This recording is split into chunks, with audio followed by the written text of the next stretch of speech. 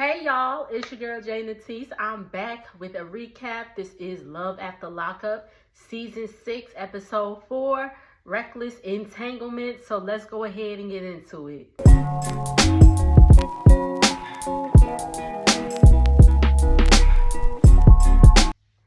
All right, y'all. Let's go ahead and get into it. Brooklyn and Brian, they didn't give us too much. It was really nothing. Brooklyn's calling him about the big booty bitch on the back of his tablet, and he's like, he said that tablet since 2020. It's an Instagram model. Blah blah blah blah blah. She's like, well, why you ain't got a picture of me? He's like, yo, you being mad weird. You being bad weird. She said she's been cheated on before by her baby dad. Brian apologizes. That's really all they gave us. Let's move on. Let's get into Joey and Michael. They are going to end badly. If they haven't ended already, they're going to end badly. All right, so they're going out for breakfast. Michael has a manila envelope with, all the stuff about the rules of his parole and all that stuff. And apparently they were supposed to go immediately to meet up with the PO. They went to stop for breakfast. And he's like, oh, they can do all that. Michael's being real lackadaisical about it. He's like, we can do all that tomorrow. We get in a room tonight. Michael trying to give it to Joey, man. And Joey is starting to get on Michael's nerves. I could tell, because Joey's like, well, we have to be there. You got to do this. You got to obey the rules. Joey's very by the book and got to follow the rules. And Michael's just like, meh, pish posh. So Joey's saying he's starting to see the red flags. And I'm like, you're just now starting to see them? But okay, I digress. So they're getting in the car after breakfast. Michael's like, oh, joke's on y'all in regards to his phone. They factory reset his phone and, changed his number and all that stuff. Joke's on y'all. Samsung saved all the info in the cloud. So all his contacts and all that stuff. So he's like, oh, I'm getting text messages from Brian. Who he say? All these different men. Brian. Robert, all these people. Joey's talking about Michael's body count is somewhere over 100. And I was just like, God dog. And one of his friends texted him, I think his friend Spencer, and it was like, oh, send me a pic so I know it's you. He was like, JK, unless you really want to. And another friend was like, ooh, the bottoms are going to be buzzing when they hear that you out. So I was like, okay, so Joey's the bottom and Michael's the top. But, okay. So they get to the probation office. And, of course, Joey is getting all high-strung about things. Michael is clearly annoyed. They get to the probation office. Then they go on to the halfway house. They get to the halfway house. It looks like a little cottage. I was like, okay, this is cute. But Joey said he's been there before in 2019, and he lasted 3 days. Hold on, I think my man home. Okay, yeah, that was him, y'all. But yeah, Michael said he lasted 3 days the last time. He stayed out past curfew. They gave him a urine sample. They gave him urine tests. Tested positive for meth, and they kicked him out the program. So he gets there, he meets the counselors. I think it was James and somebody else. He gets a room and all that good stuff. They're saying he has a 10 p.m. curfew, which can only be broken if he's working or if the PO approves it. And if he comes home late, he's got to pay $20. And he has to give a urine sample, okay? Michael says he ain't gonna be there that long. And I'm just like, Lord Jesus. So him and Joey get out the car and he's like, yo, this is all a scam, blah, blah, blah, blah, blah. Joey's freaking out because he's like, well, where are we going? Da, da, da, da. He's like, well, we're getting out of here. You might as well get your $20 ready because we're not gonna be back by 10. We're not coming back or whatever. And Joey is just overwhelmed. He's like, why am I here? Why am I here? And producers are asking him, like, why are you here? And he's like, because I love the guy. And I was like, oh, Joey. Poor Joey gonna get his heart broken. He gonna get his heart broken because remember last time we saw, the last episode, we saw them, Michael said as soon as he gets to use, he's gonna use. So, poor Joey. Po Joey. So, Brooke and JK, they pull up to Kathy's house. He's greeted by Marla, who's Kathy's roommate, and David, his stepfather. When David was like, hey, stupid, and like, at first I was like, damn. But Joey goes on, not Joey, JK goes on to tell that, you know, him and his stepfather have a really good relationship. He's been there since he was a little kid or whatever. And that's just, you know, the relationship they have together. So I was like, okay, cool. So JK was concerned about the distance, about his ankle monitor. And the mama got like a box, like, you know, I guess to see, I guess it beeps like if Joey goes too far or whatever. And they play a cute little prank on him. He's like, I'm gonna go to the garage, the end of the garage, and see if it beeps. And Brooke's like, oh, it's beeping. And the stepdad had this little horn that like beeped and all that, little bullhorn that like made noise and all that stuff. That was a cute little prank. Miss Marla offered up her room for JK and Brooke for the night. Okay, so they could have a good first night. They get to the room and they was like, I mean, JK was like, okay, cool. It is what it is. It's better than the prison cot. Brooke was just like, I mean, there's a little porta potty right there. There's a CPAP machine. There's rails on the bed and all that stuff. I said, now listen, Brooke, if things get hot and heavy, you might need that CPAP machine to be like, like, listen, if y'all get all hot and heavy and out of breath and all that stuff, you might need that CPAP machine, mama. So listen, don't knock it. But so she's like she kind of feels some type of way, but like, what'd you expect? Were you trying to take them to a hotel? Like what were you expecting? But it is what it is. They make the most of it, and apparently they have a great night. Brooke said that railing on the edge of the bed came in handy. I was like, well, Miss Marla, wash your sheets now.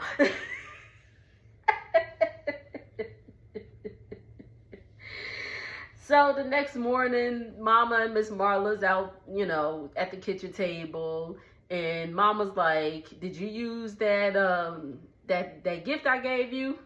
It was some condoms. JK said he ain't used them. He said, I was trying to feel everything. I said, well, all right. JK and Brooke, they're on their way to the parole office to meet up with his parole officer. Brooke's waiting in the car. Next thing you know, 2 hours pass. And the mama, Kathy's her name. Kathy calls Brooke and is like, yo, what's happening? What's taking y'all so long? Because remember, JK got to be home at 5. So if they left the house at 8, don't know what time they got there. So safe to say it's probably about a little after 11 by now. So they're like, and you know, Brooke wants JK to see her boys and all this stuff. And she's like, well, what's going on? Brooke's like, you know, I'm still waiting in the car. So she's like, go in there and see what's going on. So that's where we left off with them. All right. So we see Kiana and Demadrick. Kiana is at work. She works at a pharmacy and she's also a hairdresser. And, you know, she's talking to her coworker, and next thing you know, she gets a call from Q. And I was like, okay, I mean, you're at work. But so she answered the phone. Q says he got a job interview and he needs her to come get him. And she's like, all right. She tells her coworkers, I'll be right back. And I was like, you could just leave work that simply? I was like, what is happening? What? I was like, damn, she just was like, bye, I'll be back. Like, she was going. But whatever. Q's saying she spent more than $20K on him. Demadrick is at an interview at an employee agency. Now, mind you, he just got a plan. He put his little specs on to, you know, be like, yes, blah, blah, blah. But he just had a plain white tee on for his interview. And I was like, You couldn't go to Walmart and get you a little cheap button up? Q, you couldn't get your man a cheap little button up. You already spent $20, $20K on him. What's another $15? But anywho, so anyway, the interview is going on, and the lady's like, you know, he is letting her know that he just got out of jail and all this stuff, and asking, you know, before he got locked up, what was his work experience. He's like, he did a lot of warehouse work, and his phone is buzzing, and he's like, my baby mama calling me. I was like, in the middle of the interview? What is happening? He like, my baby mama calling me. Like, okay. But anyway, so she does have a job. The interview, it's at an employee agency. She says he has an interview lined up for him, or like a job lined up for him at a production company that does like steel pipes or whatever. The pay's at $16. So she says, you know, if all goes well, I'll send your resume over. If all goes well, they'll be getting in contact with you. I was like, okay, cool. $16 is not terrible to start with when you're just getting out of jail. Remember, they in Texas, so that sounds about right. Anyway, he get back into the car. His phone is ringing again, ringing. He ignores it. The producers ask him, does he love Joella, his baby mama? She got 3 of his kids. I believe he got 6 kids by 3 different women. So 3 is with her. So 3, 4, 5. So he, well, I don't know what the deal is with the other kids and the other baby mamas, because all we seem to worry about is Joella. Anywho, and so again, the producers asked, does he love Joella? And he's like, he's like, well, I mean, he get the stuttering in child. I was like, yeah, he do. He still love her. And he's like, well, you know, it's a new beginning. It's a new beginning for him and Q. Him and Q been together since high school, off and on. He's been with Joella off and on for like 9 years or something like that. So there's definitely been lots of friction between them and lots of crisscrossing. Remember, Q said that he cheated on her with Joella twice, and that produced 2 of their kids. If she likes it, I love it. If she likes it, I love it. All right, so Q drops him off. I guess it's the next day or whatever. He's going to, his brother Jerry goes to pick him up, and they're going to go meet up with Joella at this place called A Bucket of Love. Look like a chicken place. I was like, okay, cool. And he told Jerry just to sit at another table and watch him. I was like, why you need him to watch him? Like, why you need him to watch you, sir? Anyway, so we see Joella. Cute girl. She's a cute girl. Again, Joella has 3 of his kids. She says she always gonna have some feelings for him. At first, they ordered some food. At first, the brother was looking mad suspicious in the corner. I was like, sir, what are you, some food or something? You just sitting there. Apparently, his dad is going to be hosting a barbecue soon. Q is going to be there. He told Joella to come through with the kids. And in the confessional, she's like, ooh, I might have to wear something spicy. Blah, blah, blah. It's obvious these 2 still have feelings for each other. And he said he loves Q. I think he just needs to choose who he wants to be with and just let the other one go. He's always going to have Joella, because that's the mother of his kids. That they're always going to be each other's lives, until the kids are, even after the kids is grown, because you think like grandkids and all that stuff. They just always going to be in each other's lives. But he's saying he wants to, have a fresh start with Q and all this stuff. So we'll see. So we pick up back with Will and Courtney's mom. they're at the dinner, and he's like, you know, I plan on proposing. And she's just like, wow. Mom, of course, thinks it's too soon. She goes on to say that Courtney was always a straight A student, but at the age of 16, she just got curious. She has a curious spirit, and she flipped. She just wanted that fast life or whatever. And I was like, why do, like, why do the privileged kids, like, just want to be bad, you know? But Will reassures the mama that Courtney will be safe with him, and that makes the mama feel better. I'm sorry, I forgot the mama's name. Hey, they go into their hotel rooms, and I was like, okay, cool. They got separate rooms. Remember, Brooke and Mama Kathy, they ain't had separate rooms. They just had to sleep in the same bed. But anyway, they have separate rooms. Will is getting unpacked, and Will was like, oh, I got a note from TSA that they, you know, that they searched my bag a little more. Okay, cool. He's like, I wonder what they had to say about my butt plug. And I was like, look. So Will got the works. He got the butt plugs. He had these ropes. They're called, I'm sorry, I wrote it down. Shibari ropes, like Japanese type ropes that are, you know, supposed to tie your partner up and all that stuff. And he had a vibrator that, like, the thing like flicked back and forth, and there was just, I was like, oh. He trying to have a good night with Courtney. I was he's like, Will trying to get all that kinky stuff out first things first. Now we speak to Courtney, and Courtney says she wants to wait till the nerves wear off to have sex. And I was like, okay, Will, maybe you should just have sex the regular way, you know, good old stuff. Then, you know, ease on into the kinky stuff, you know? Like, if she walk in that room and she see ropes and chains and stuff, she gonna be like, whoa. Like, right off the bat, sir. Like, hold up. But anyway, it's the next morning.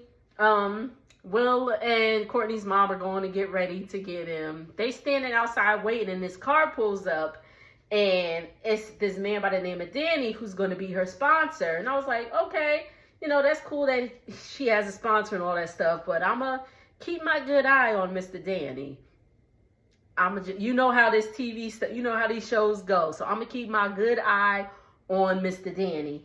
But Danny said he's been sober for 27 years. This is what he does. He helps people out and all that stuff. And all that. So Courtney comes out. Courtney is tiny. Will is very tall. They kiss. It's all good. Courtney is 24. I'm not going to shade her because, you know, she's done drugs. She said she's participated in math and the Coca-Cola, as you know. Y'all know what that stands for. And I was just like, she's 24. Like, she looked, I'm not even going to go there. But, y'all get what I'm getting at. Okay? But Courtney says she just got addicted to the fast life. She was stealing cars and selling them. She was making like $3 to $5K a day, if I'm not mistaken. She was making a lot of money. Okay? And she said, Will is the first good boy she's ever been with. She's like, he's kind of a geek, but, you know, or kind of a nerd. But I mean, Will was into that fast life stuff, too. He just, you know, he just cut all that stuff out when his friend passed away. Hey? But she said she's ready to be with Will for the rest of her life. And Will said, you know, he's seen her. This solidifies that he is going to propose. So we will see what happens. All right, let's get into these peeps. Alexis, Ashley, Julius. All right, it's the next morning after Alexis and Julius did the thing, and they are both like, wow, that was amazing. I was It's like, oh my God. Julius is like, it's been 6 years since he's been with a woman, blah, blah, blah. And I'm still like, you 25, you still don't know what you're doing, Julius. But okay, whatever. Producers asked if they use protection. Julius said no. They did not use protection. So they getting ready to go kick it with Julius's family, his mom, and his sisters and all that stuff. He's feeling a type of way though because his family didn't see him at all when he was locked up for all those 6 years. Okay. When Alexis goes up and goes to the restroom, he looks at his phone and sees all the pictures that Ashley sent him. And he's like, I mean, she alright, but Alexis looked better. I was like, oh, damn.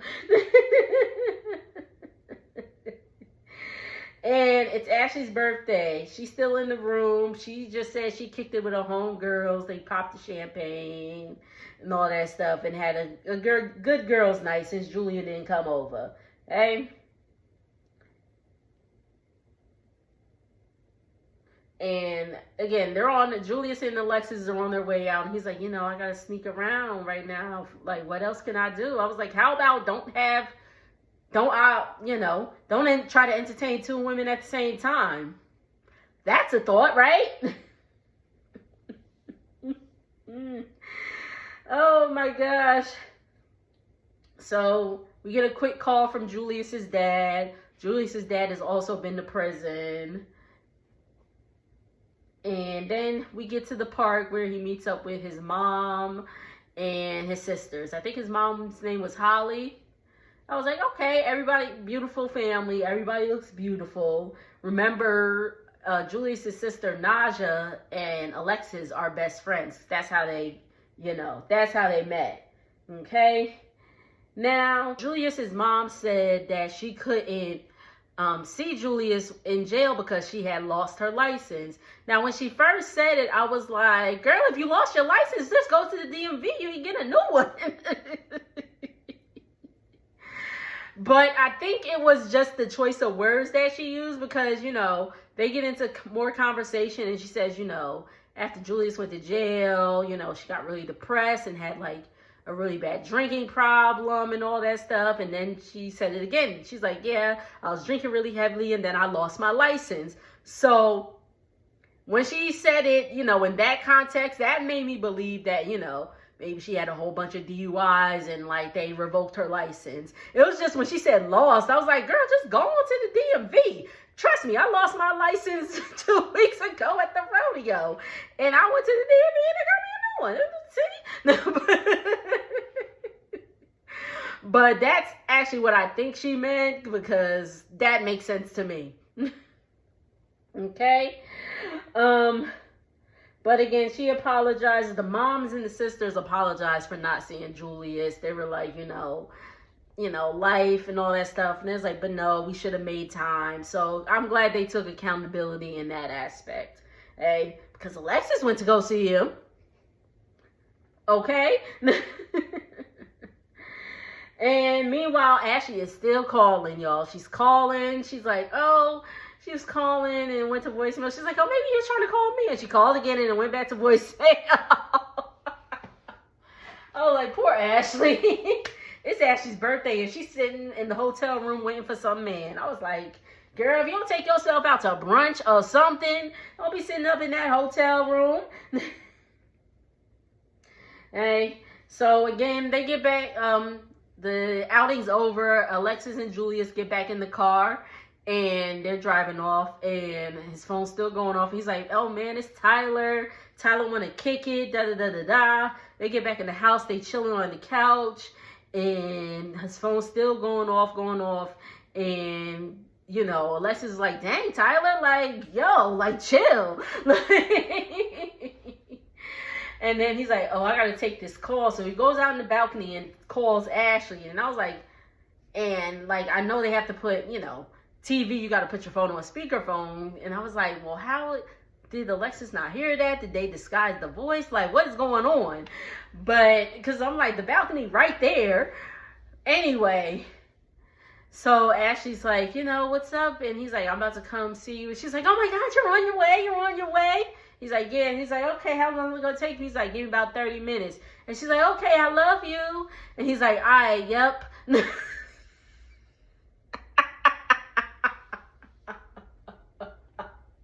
was like, damn, yo. He hit her with the, all right, yep. So he tells Alexis he's gonna go get with Tyler. He gonna take him an Uber and be out. Alexis is like, She finds it a little suspicious because apparently he posted like, who trying to kick it or whatever. And she's like, you don't say that to men or whatever. You know what I mean? Like that's a message for females, like who trying to kick it or whatever.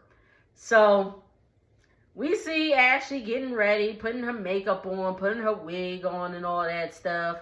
And I was just like, damn, Ashley really looks like, I'm not opposed to wearing makeup. I wear makeup myself, but makeup's supposed to enhance that.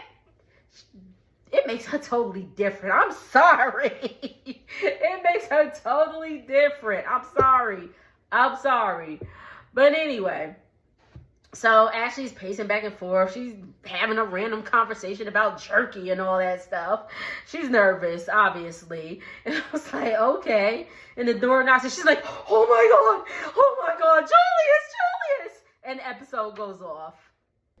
All right, y'all. What y'all think of tonight's episode? I thought this one was pretty good. If we ain't gonna hear more about Brooklyn and Brian, y'all could go. Like, Joey and Michael, poor Joey gonna get his heart broken. And everyone else, we just gonna have to see. So make sure to like, comment, and subscribe. I'll see y'all on the next video. Later.